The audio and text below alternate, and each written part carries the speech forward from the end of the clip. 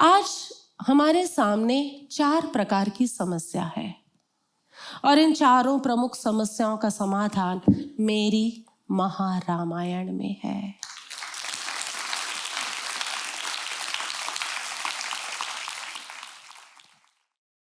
पहली समस्या व्यक्तिगत समस्या, personal problem.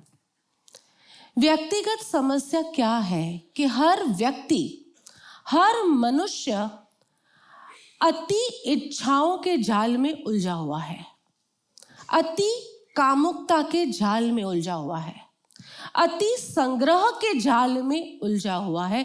This is the personal problem today. देखिए, रोटी, कपड़ा और मकान ना हो, ये तो व्यक्तिगत समस्या माननी चाहिए। ये व्यक्तिगत समस्या है और व्यक्ति को इस समस्या को दूर करने के हर पॉसिबल साधन करने चाहिए।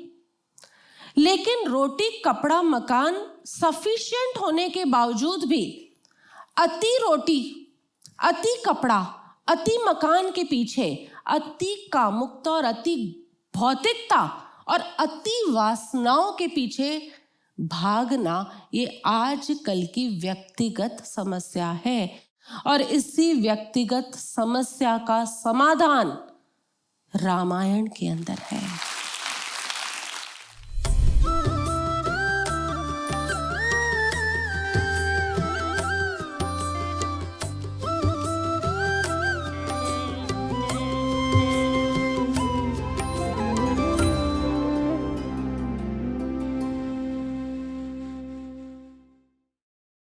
राम की कथा के साथ हम सब बड़े हुए और रामायण यानी द जर्नी ऑफ राम, आयण यानी यात्रा और राम यानी द कैरेक्टर कॉल्ड राम।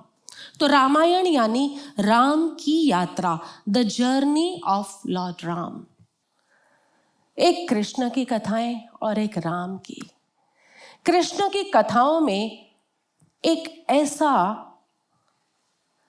ऐसा व्यक्ति हमारी छाप में पड़ गया जो हर समय, हर काल, हर उलझन, हर दुविधा और हर प्रॉब्लम को सॉल्व कर सके, ऐसी स्ट्रेटेजी थी उसके पास।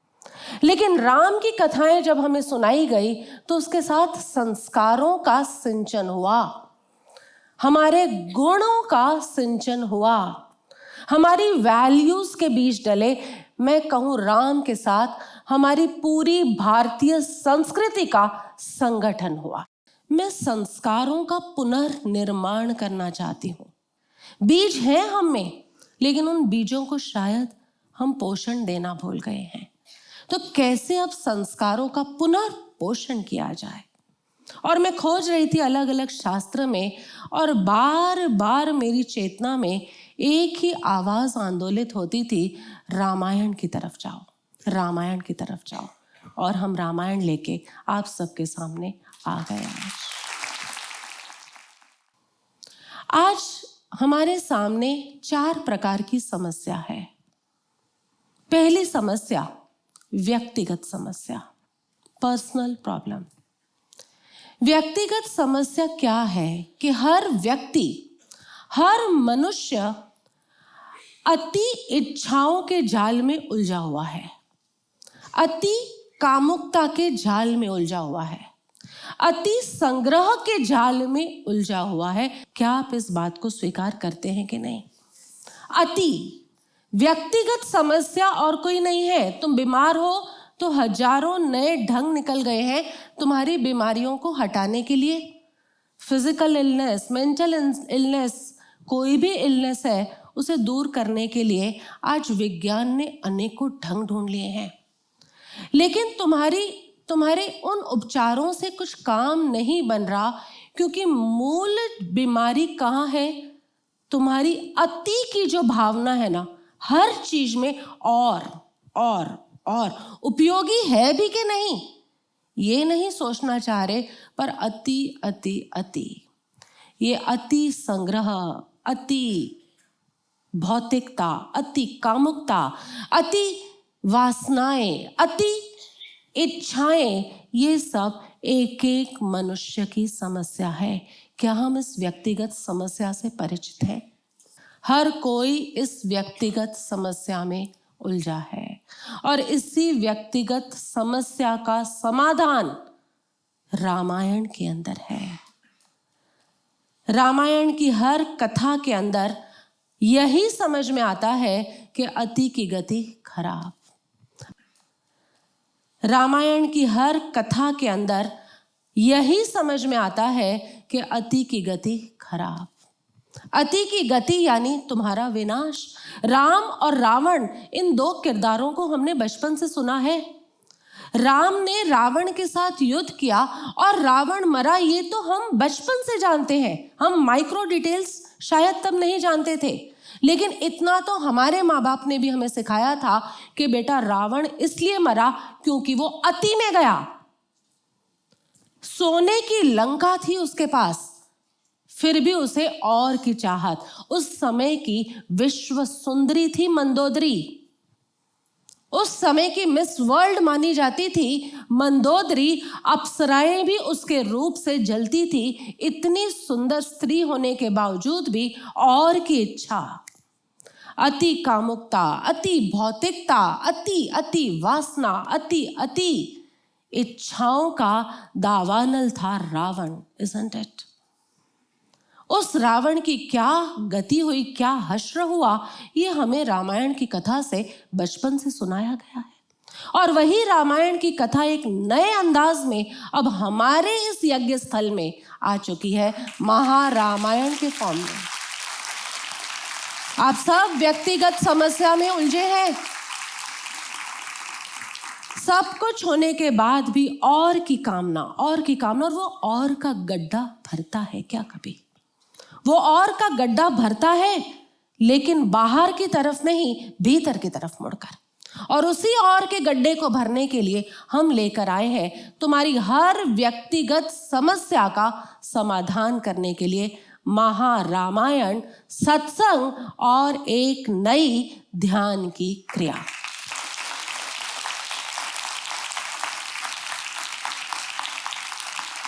तो आज के समय में दूसरी समस्या मुझे दिखती है,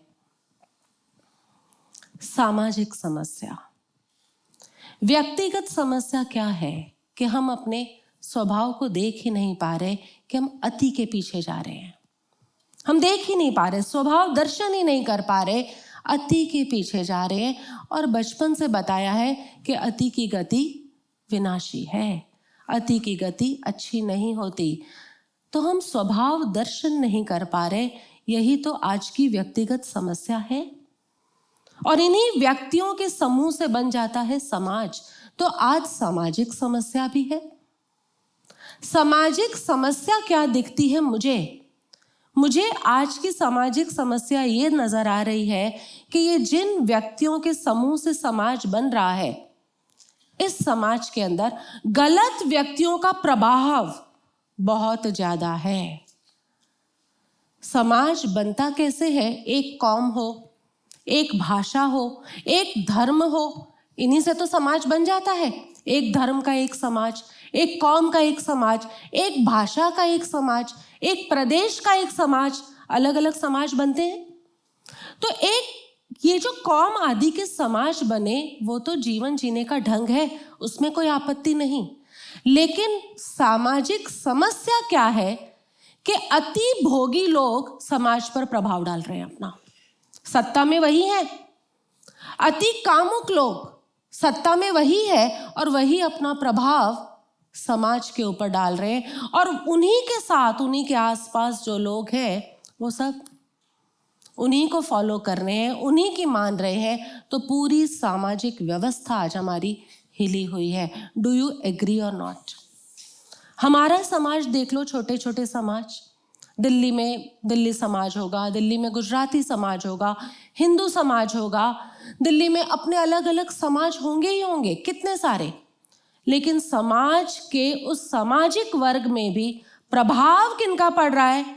कोई आध्यात्मिक लोगों का नहीं, कोई बहुत पैसे वाले लोग हैं उनका प्रभाव। कोई बहुत ज्यादा पावर रखता है, फाइनेंशियल पावर कहो या फिर अपनी कोई अलग विरोधी नीति की पावर हो, डिवाइड एंड रूल वाली पावर हो, वो सब लोग आज समाज के अधिकारी बन गए हैं। समाज पर प्रभाव गलत लोगों का है। काश इस समाज पर प्रभाव रामायण का होता। 4 भाइयों का क्या क्या उनकी प्रीति है, तुमने गाया ना, भरत की भक्ति से सीखो, शत्रुघ्न की शक्ति से सीखो, लखन के लक्ष्य से सीखो और राम के पक्ष से सीखो। इन 4 से सीखना है। तो समाज पर प्रभाव गलत लोगों का है। इसी समय पर समाज पर प्रभाव यदि हम राम की कथाओं से सींचे हुए लोगों का लाए तो हमें लगता है हमारी सामाजिक समस्याओं का भी निवारण आ जाएगा। तीसरी ओर हमारी समस्याएं कुछ राष्ट्रीय स्तर पर जा चुकी हैं। राष्ट्र बनता किससे है? इन छोटे छोटे समाजों से। समाज किससे बनता है? व्यक्तियों से। यही छोटे छोटे समाज मिलकर बना देते हैं एक पूरा राष्ट्र। तो आज राष्ट्रीय समस्या भी हम सब जूझ रहे हैं, क्योंकि यहां पर भी प्रतिस्पर्धा बहुत है। इतनी प्रतिस्पर्धा है कि हर प्रतिस्पर्धा के पीछे जो व्यक्ति है वो तो वैसे ही अति की भीख में है। और राष्ट्र बना है कुछ ऐसे समाजों से जो सारे समाज अपने लिए अति चाहते हैं। तुम समझ पा रहे हो? अपने लिए हाईएस्ट चाहते, और इसलिए कहीं ना कहीं आतंकवाद, कोई एक कौमवाद, कहीं ना कहीं रिश्वत, कहीं ना कहीं बेरोजगारी, ये ऐसी ऐसी समस्याएं उभर कर आई हैं। हम इन समस्याओं का समाधान करने में सक्षम नहीं हो पा रहे, क्योंकि हमारी रगों में जो राम कथाएं हैं ना, वो बहुत ही ज्यादा विस्परिंग टोन में जा चुकी है। It's not loud enough. काश ये राम की कथाएं हमारे जीवन में होती तो एक समाज दूसरे समाज के लिए सद्भाव से भरा होता, क्योंकि राष्ट्र बना किससे है? समाज से। और राष्ट्र के अंदर आज सद्भाव ही नहीं है। व्यक्ति व्यक्ति की चेतना सुकून में जाए, व्यक्ति व्यक्ति सो पाए सुकून में, व्यक्ति व्यक्ति जाग पाए एक नए उल्लास के साथ, ये आज हमारी राष्ट्रीय सत्ताओं को चिंता ही नहीं है। चिंता केवल कितनी है? किसी भी तरह से विश्व के धरातल पर हम बस अपनी एक छाप छोड़ दें, अपने राष्ट्र की छाप छोड़ दें। पॉलिटिशियंस इस कार्य में लगे हैं, वो उनका एक दूसरा उनका लुकआउट है, लेकिन पॉलिटिशियंस केवल इसी कार्य में लगे हैं। ये आज की राष्ट्रीय समस्या है। किसी को किसी के प्रति सद्भाव नहीं है। हर कोई बस अपने को सत्ता में रखकर हर कोई इस जीवन को जी लेना चाहता है, अधिक से अधिक, अति से अति एंजॉय कर लेना चाहता है। तुम देखो तो सही झांक कर जरा इन राम कथाओं के अंदर, किसे सत्ता चाहिए थी? किसे सत्ता चाहिए थी? राम को सत्ता मिल रही थी, लेकिन तुम जानते हो कथा के कारण जो भी कैकेयी ने वर मांग लिए, और वर मांग लिए तो राम को वनवास मिला। राम जी तो वनवास की तरफ चले गए। पिता से क्या कहते हैं? मुझे सत्ता का कोई मोह ही नहीं है।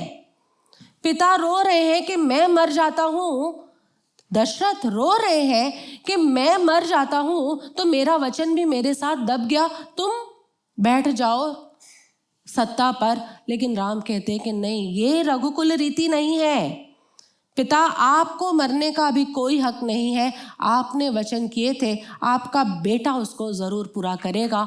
कोई लोभ ही नहीं है सत्ता का। राम जी चले वन की ओर, और राज्याभिषेक होना है किसका? भरत का। उस भरत को कोई मोह नहीं है। तुम देखो यहां आज के समय में भाई भाई प्रॉपर्टी के लिए लड़ रहे हैं, और यहां पर देखो तो यहां प्रॉपर्टी नहीं, पूरा राज्य मिला है।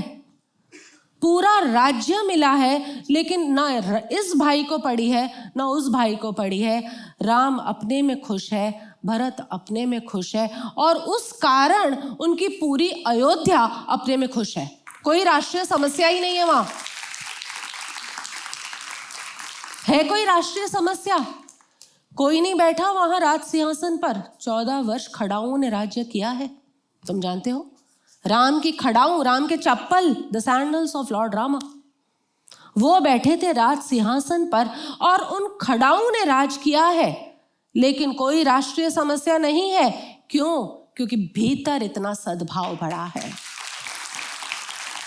तो हमारी हर राष्ट्रीय समस्या का समाधान मिल सकता है राम कथा से, और उससे भी आगे महारामायण से। और इसलिए मुझे गूंज दी मेरे भगवान ने कि अब समय आ गया है संस्कारों की पुनर्स्थापना करने का। कैसे सद्भाव होते होंगे इनके, जरा सोचो तो सही।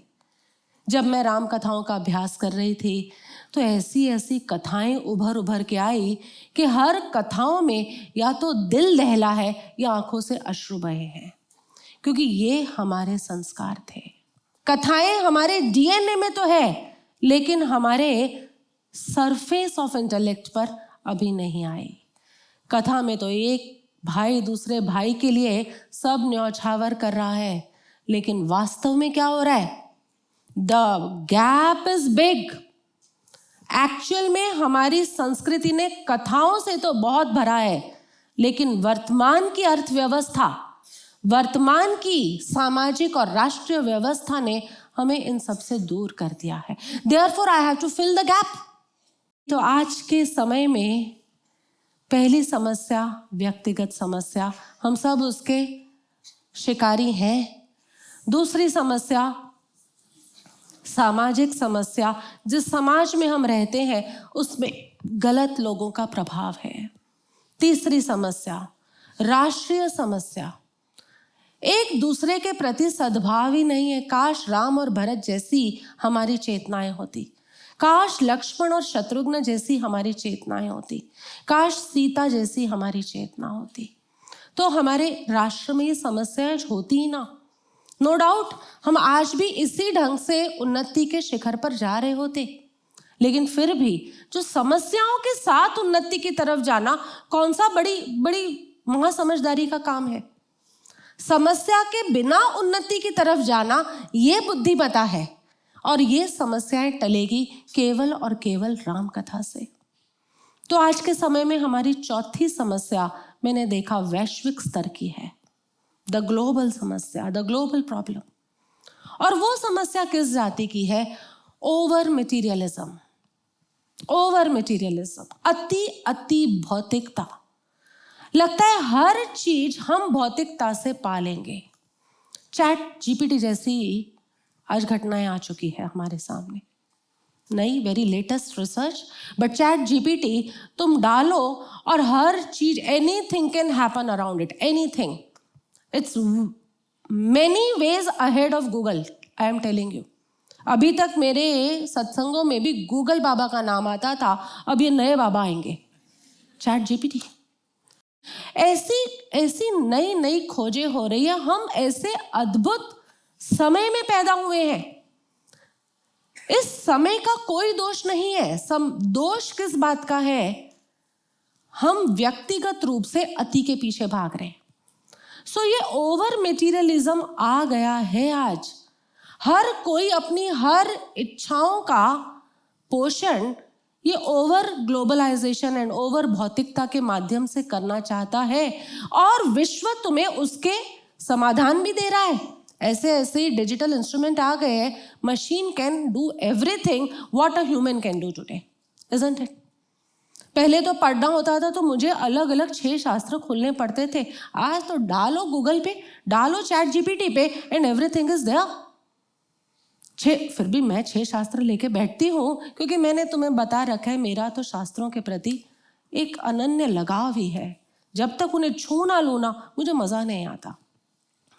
लेकिन आज over globalisation and over digitalisation के अंदर ऐसी हर तरह की मशीन आ गई है जो हर तरह के कार्य कर सकती है, लेकिन उससे भी तुम्हारे अंतर की प्यास, अंतर की इच्छाएं कभी खत्म थोड़ी हुई है। क्या तुम शांत हुए? तुम्हें पहले के समय में कपड़े धोने में घंटा भर लगता होगा, इजंट इट? आप लोग कपड़े हाथ से हमारी मम्मियाँ तो धोती थी, कपड़े हाथ से धुलते थे, घंटा लगता था, शक्ति लगती थी, समय लगता था। आज के टाइम में डाला मशीन में और चलाया, घंटा लगे मशीन को हमारी बला से, तुम्हारी शक्ति भी बच गई, तुम्हारा समय भी बच गया, लेकिन उस बची हुई शक्ति और बचे हुए समय को तुमने किया क्या? व्हाट्सएप, गॉसिप, ओवर मटेरियलिज्म में अब और क्या चाहिए मुझे, और क्या चाहिए, उसकी नई दौड़। काश तुम्हारी कथाओं में राम होते, तुम्हारे अंतस में राम होते, ओवर मटेरियलिज्म की कोई दिक्कत ही नहीं होती। सोने की लंका छोड़ के आया ये राम, ये हमारे श्री राम सोने की लंका को जीता, ऑफिशियली जीता। सोने की मतलब रियल गोल्ड था, गोल्ड प्लेटिंग वाली नहीं थी, रियल गोल्ड से पूरी लंका बनी थी। He could have said, Bharat तू जा वहां पे रूल कर, मैं यहां पर सोने की लंका है, द गोल्डन लंका। उस गोल्डन लंका को भी सहज भाव से त्याग करके जो अगले 15 दिनों में वापस अपनी अयोध्या नगरी में पहुंच गए, ये श्री राम हमारे कण कण में बसने चाहिए। कोई मोह नहीं है। कह सकते थे ना 14 वर्ष का वनवास पूरा हुआ, okay now I ordained the new order, ठीक है मैं राजा हूं लेकिन मैं लंका में राज करता हूं, भरत यू हैंडल अयोध्या। नहीं, वो मेरे रूट्स हैं, लेकिन हम अपने रूट से बहुत दूर जा चुके हैं। राम सोने की लंका छोड़कर भी अपनी जड़ों तक वापस आ गए, लेकिन हम अपनी जड़ों को छोड़कर सोने की लंकाएं खोजने न जाने कहां कहां तक भटक रहे हैं। सोना मिल जाएगा लेकिन साथ में लंका ही मिलेगी, और लंका मिलेगी यानी रावण ही मिलेगा, और रावण मिलेगा यानी जो सुख मिला है वो विनाशगत सुख ही मिलेगा, शाश्वत सुख नहीं मिलेगा। अयोध्या तो वो नगरी है जिसे अवध कहते हैं। अवध, अवध यानी जहां कोई वध नहीं होता, जहां कोई, अयोध्या यानी जहां कोई युद्ध नहीं हो सकता। राम लंका छोड़कर यहां आए क्योंकि राम को भी पता था कि युद्ध का और वध का कारण सोना है, इसलिए राम वो सोने को छोड़कर अवध और अयोध्या के अंदर आकर विराजमान है। उस राम की कथा, उस राम की कथा आने जा रही है। वाह। सो वैश्विक समस्या क्या है हमारी? Over materialism, over rationalism, isn't it? Too much logic, too much तर्क। ओ रैशनैलिटी इज गुड, इसे तो हम विवेक कहते हैं।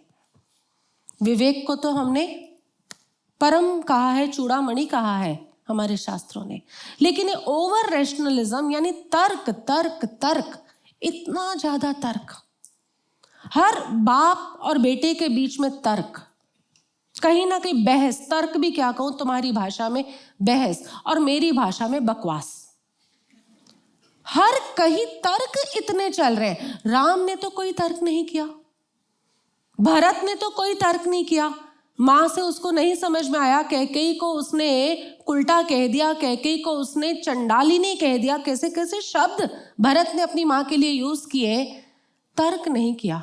तुमने ऐसा किया क्यों? कम लेट्स सिट, हम लोग टेबल पर फेस टू फेस बातें करें। नहीं, नोबडी इज रेडी टू से। राम ने दशरथ से नहीं कहा कि मेरे से बिना पूछे तुमने 2 वर दे कैसे दिए, और अब 2 वर दिए थे तो इट्स योर लाइफ, तुम हैंडल करो, बीच में मुझे कहां घुसाया। राम नेवर गेव सच तर्क। राम ने ऐसे तर्क दिए, तुम्हारी युद्ध में जान बचाई कैकेयी ने, इसलिए तो वर दिए थे। घटना पता होगी, वो घटनाएं अभी नहीं कह रही पर 2 साल में सब घटनाएं आ जाएंगी। तो राम ने कोई तर्क नहीं किया कि भाई कैकेयी ने तुम्हारी जान बचाई थी, अब तुम्हारी जान तब बचाने के चक्कर में अब तुम मेरी जान खतरे में डाल रहे हो। 14 साल वनवास यानी कोई बहुत सेफ एंड सिक्योर प्लेस पे नहीं गए थे। कहीं ना कहीं बैक ऑफ द माइंड में ये निश्चय होता था कि 14 साल में तो कोई जंगली जानवर मार के खा जाएगा, वरना कोई राक्षस वगैरह के साथ युद्ध करने में खत्म हो जाएगा, बचेगा ही नहीं। 14 साल is a very long period. मतलब वनवास को भेजा मतलब मरने को भेजा। उधर महाभारत में भी आता था ना कि वनवास में भेज दिया मतलब एक्चुअली मरने के लिए भेज दिया। राम ने तो कोई तर्क नहीं किया कि पापा जान तुम्हारी बचाई, मरने के दाव पे मेरे को लगाया। आज हर बेटा तर्क कर रहा है, हर बेटा क्या हर बेटी तर्क कर रही है अपने बाप के साथ।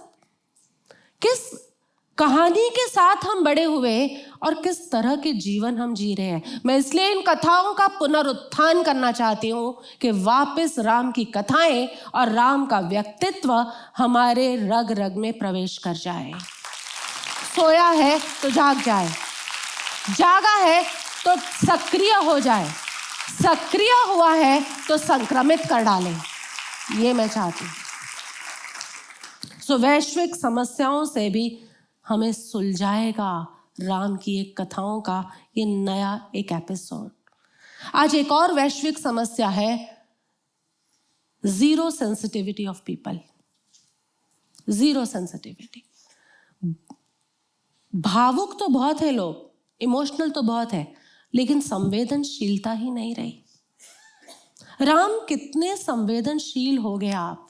राम तुम कितने संवेदनशील हो गए कि जो रघुकुल की रीत थी उस समय भी कि एक पुरुष अनेक स्त्रियों के साथ विवाह कर सकता है, उस समय रीत थी। उस समय पॉलीगैमी वॉज अलाउड।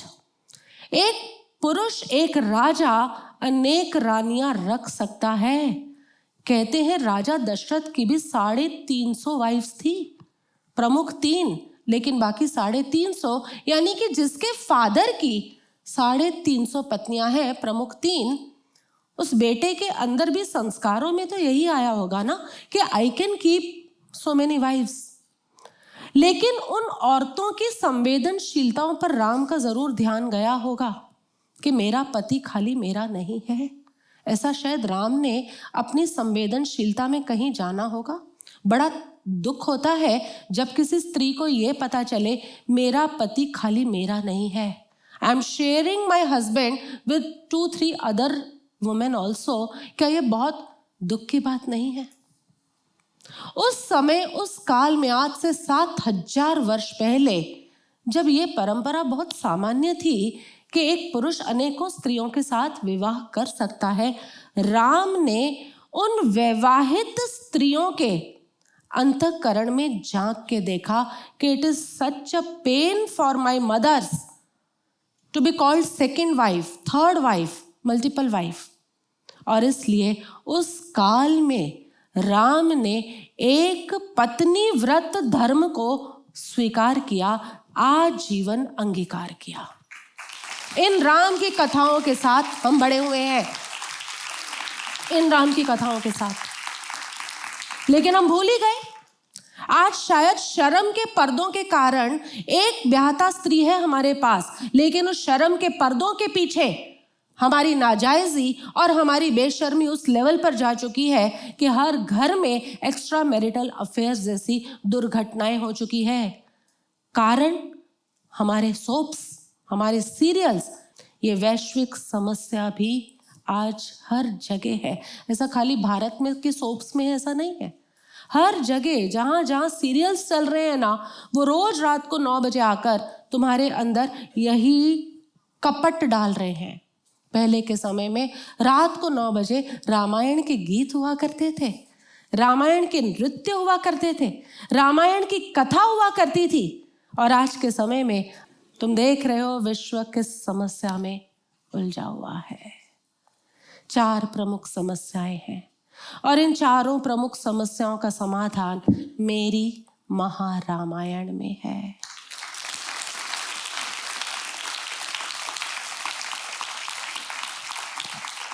पहली समस्या, व्यक्तिगत समस्या। इस व्यक्तिगत समस्या के पीछे कारण यही है कि मनुष्य अपने स्वभाव को देखना ही भूल गया है। हम अति के पीछे भाग रहे हैं और अति की गति विनाशी होती है, ये भूल ही गए हैं। दूसरी समस्या, सामाजिक समस्या। सामाजिक समस्या इसलिए आई है क्योंकि गलत लोगों के समूह का प्रभाव समाज पर ज्यादा पड़ रहा है। एक कोई महत् पुरुष जेल में जा रहा है किसी कारण से, तो वो अखबार के फ्रंट पेज पर छापा जा रहा है। लेकिन इतने सत्पुरुष यज्ञ स्थल पर हमारी रामायण को पुनर्जीवित कर रहे हैं, ये हमारे न्यूज़पेपर के फ्रंट पेज पर नहीं आ रहा। गलत लोगों ने मीडिया को पकड़ रखा है। हमारे पास भी इतनी संपत्ति नहीं है कि हम फर्स्ट पेज पर महारामायण को लेकर आ सके। गलत गलत न्यूज़, गलत गलत इंफॉर्मेशंस फर्स्ट पेज पर आ रही है, और मोस्टली हम फर्स्ट पेज के बोल्ड न्यूज़ ही तो देखते हैं। और देखते क्या है, अभी किसी संत को कोई आजीवन कारावास हुआ, फर्स्ट पेज पर, और मेरी नज़र तो सबसे पहले पड़ती है। और मैं यही सोच रही थी, काश इसके पास ही हमारा आर्टिकल होता कि योग वशिष्ठ महारामायण फला फला दिन से आ रहा है। सो मीडिया बिकी हुई है आज के दिन में। मुझे कहने में बिल्कुल इसमें आपत्ति नहीं लगती, मीडिया बिकी हुई है। मीडिया ऐसे लोगों के हाथों बिकी हुई है जो गलत प्रभाव छोड़ रहे हैं। तीसरी समस्या आज की, राष्ट्रीय समस्याएं। और राष्ट्रीय समस्याओं का कारण बस इतना है कि एक व्यक्ति को दूसरे व्यक्ति या एक समाज को दूसरे समाज के प्रति कोई सद्भाव नहीं है।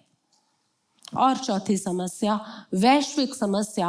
और इस वैश्विक समस्या का एक ही समाधान है, काश इस धरा पर अधिक से अधिक सत्पुरुषों का आविर्भाव हो, आगमन हो, तभी हम इस वैश्विक समस्या से जूझ पाएंगे।